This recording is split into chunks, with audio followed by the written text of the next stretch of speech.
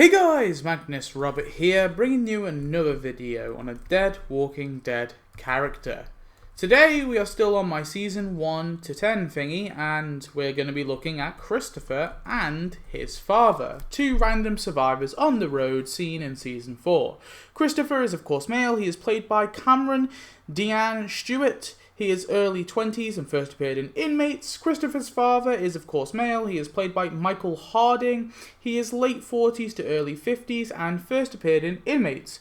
All that's known about them before the outbreak is that Christopher's father obviously had his son Christopher with his mother, and they remained somewhat close, because when the outbreak began, the two began to survive on their own. At some point they saw signs or heard the broadcast for Terminus and began to travel towards it, sticking to travelling on the tracks. They clearly both believed that this really was a safe place. In season 4, whilst on the road to Terminus, Christopher and his father came across a small group of the dead. Christopher tried fighting the dead with his baseball bat, and his father fighting likely with an unloaded rifle. Tyrese comes to help and begins to kill the dead and assists the father and son as they both continue to fight. However, likely due to being tired and being taken off guard, Christopher begins to get overpowered by a walker, and this happens to Christopher.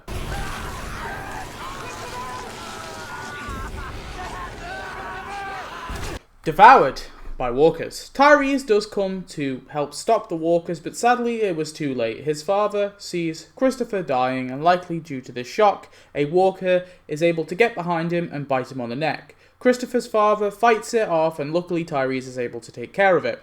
Soon Carol and the Samuels girls arrive with Judith, and Christopher's father weeps at his son's body.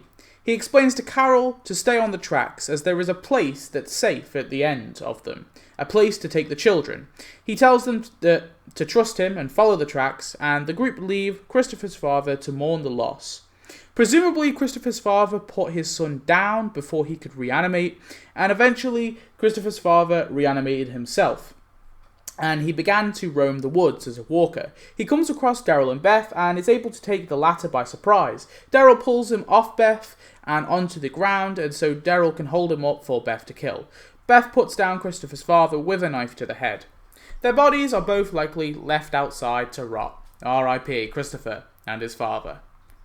Christopher and his father were really just an excuse to add tension, as Tyrese had to leave Mika and Lizzie in the woods, as well as Chris's daddy nearly getting Beth.